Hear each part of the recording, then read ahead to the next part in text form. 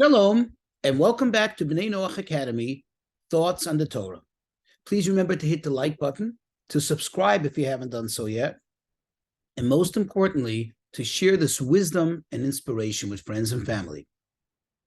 When you look in Leviticus Chapter 19, it says, God spoke to Moses saying, "Speak to the entire congregation of the children of Israel and say to them, you shall be holy. For I, Hashem, meaning I, God, your God, I'm holy." And then in verse 3,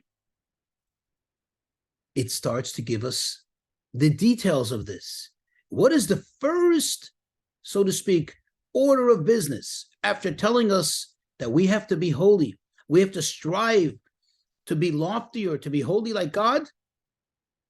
Every person should revere, should fear their mother and father, and keep my Sabbath. What does this tell us? What is this all about?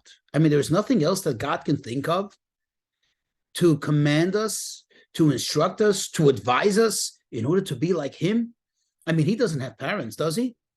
Obviously not. So why is the first line of business, the first order of what to do in order to, quote, be holy, holy like God, to try to emulate God, is to fear one's mother and father and to keep the Sabbath? Think of it this way.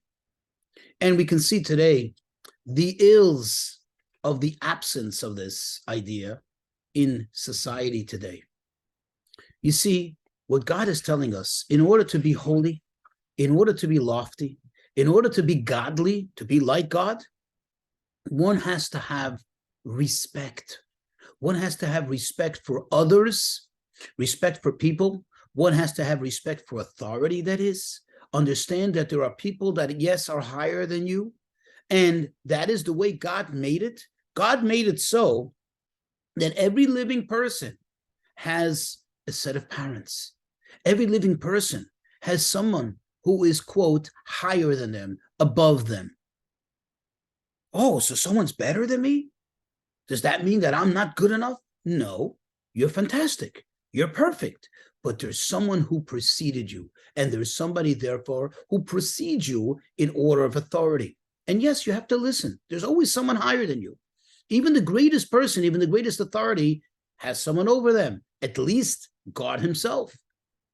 And that is the way you can have a healthy, holy, lofty experience as a human being. And then there has to be respect in terms of time, in terms of there are days that are holy, there are days that are just regular days, there are days in which you have to work, there are days in which you rest, there are days in which you have to be more productive, and then there are days in which you're productive in a different sense, in a spiritual sense. That's how you sum up this verse. And of course, the next verse, which tells us, verse number 4, do not turn to idols. We live in a time, we live in a society when people try to turn to all kinds of idols in order to distract themselves from what they really need to do in order to have a healthy, homogeneous life, in order for them to have a good, purposeful existence. They try to create, so to speak, certain idols, certain ideals for which they're going to fight, and put everything else aside. Respect for others, respect for authority, respect for time, respect for productivity. And here's what God lays out, and he says, no, if you want to be holy, you want to have a meaningful life, then there has to be this, in this particular order, there has to be respect for authority, for people who are greater than you. There has to be respect for time, and time includes being productive. And then there has to be respect for sticking to what's really important, what really matters, and what has mattered all along, not to create new things to quote unquote care about in order to turn away our attention from that which really matters.